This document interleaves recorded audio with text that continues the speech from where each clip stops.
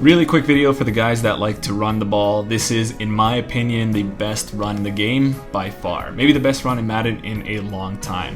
And that's the 5-6 trap out of gun tray open offset. It's in Eagles, spread, and West Coast. Spread and West Coast, you can't get an ultimate team at the moment, but like the videos I've been doing, there's a lot of good stuff in the Philadelphia Eagles playbook. But you also have some in different formations like flip trips that are also really good. You just kind of have to look around the different playbooks. But this one is definitely by far the best. It's always been a bit of a hidden gem of a run. Not many people run it, but it's always been really good. But this year, it just seems to hit much, much better. So let's get right into it. So let's just run it once, and then we'll go ahead and break it down. So you see right away, it doesn't hit for one play score every single time, but usually you get a huge gain. A lot of the time, it pops for much, much longer like that. So I kind of cherry-picked the defensive play here. When you see these under fronts like nickel normal or big dime or stuff like that, it really makes this much, much easier, but it's really something that can work against a wide variety of defensive plays, defensive formations, and stuff like that. So before we get into this, let's talk about inside zone and why it's a good play, but it's not necessarily the absolute greatest. So the bad thing about inside zone is that really a couple things. You have linemen engaging with defensive linemen at the point of attack, and you might get some sort of a block shed and then get you in the backfield. The other thing is that you have double teams, right? You have two of the linemen will double team one of the interior defensive linemen and then work their way to the second guy, the linebacker or potentially defensive back. But a lot of the times they kind of get stuck on that double team and they make it hard to block those linebackers, and then they can come in. Usually, you can pick up a solid 3 to 5 yards or inside zone, but it rarely pops off for longer than that. Plays where you have a lineman pulling, I think, are much, much better this year, except power is still a little bit tricky because it's difficult for that guard to sweep around and target the next level guy. They still have trouble with that.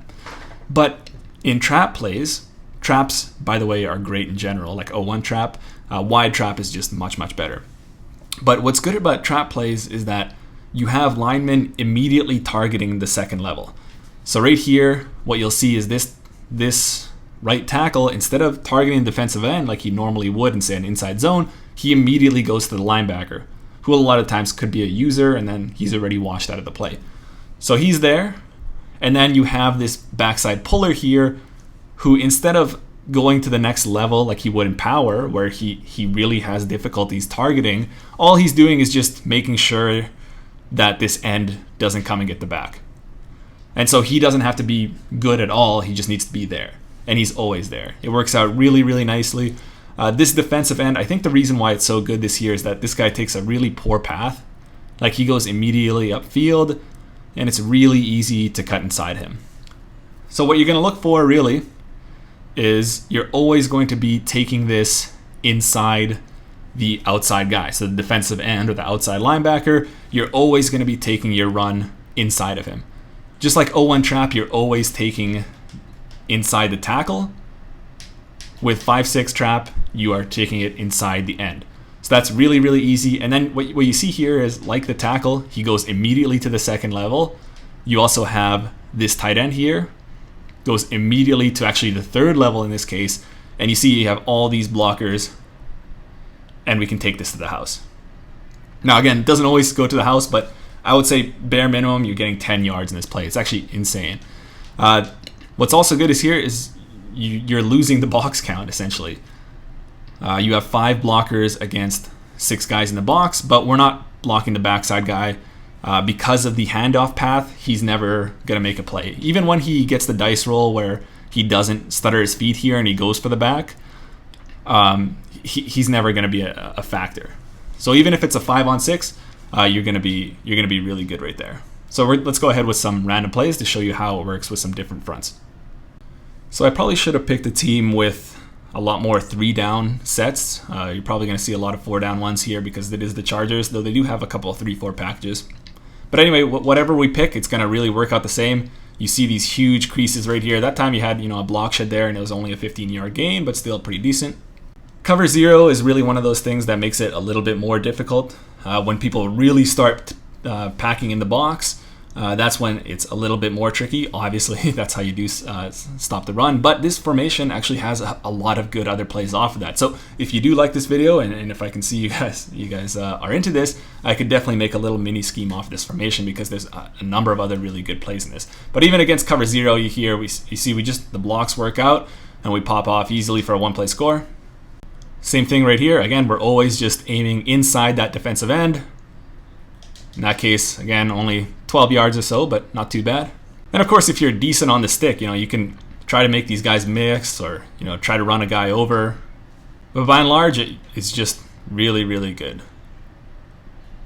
Right there, another 1-play score. I mean, a user probably would have tackled me. The CPU is not the greatest in terms of pursuit. Right here, finally, we got a 3 down front, but I think this is like $1 or something. It didn't really work out so cleanly there. So it wasn't so clean there because of the alignment on the end. He's right on the tackle, and so they kind of run into each other. And so it's not as clean. You actually have to end up going around him. But usually, I mean, as long as you're not sprinting right away, you can read that pretty easily and just make your way around the tackle, make your way around the end, and you should be fine. And let's just run a few against some of these 3-4 sets. Again, it really works out pretty much the same way. Derwin James misses.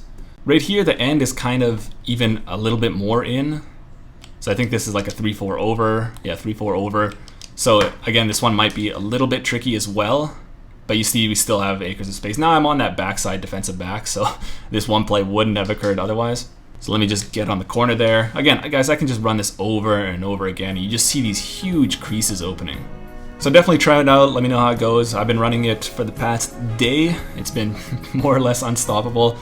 You have to do really crazy things just to stack the box to defend it, and then that's just going to open up much more things. So I won't go over it in this video, but if it's looking like something you guys want, then we can definitely go over it. There's some cool things here. PA wide receiver screen isn't actually play action, it's actually an RPO play. So once they're compressing the box and taking defenders away from the perimeter, then we can hit that slant from the backside. We can hit the screen with two blockers, which is really, really nice. White corner is okay. We probably won't get into that. FL dig is really, really, really good. You have a number of awesome options there. Counter is almost like the same play as the 5-6 trap, except obviously going the other way. So if they're really overloading to one side, the counter is a great option to the other side. 5-6 trap, obviously best run, potentially best play in the entire game.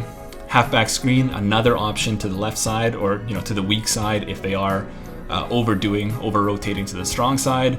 And there should be one more. No, that's it, guys. So there's 4 plays off this, potentially 5. But this 5-6 trap is really going to be your bread and butter. Okay, definitely let me know in the comments what you think, if you have run it, how it's going for you. Otherwise, if you haven't, definitely pick that up. Eagles Playbook is just full of amazing stuff this year, and I'll probably go over a little bit more in the next few videos. Okay, that'll be it for this one, and I'll see you guys in the next one.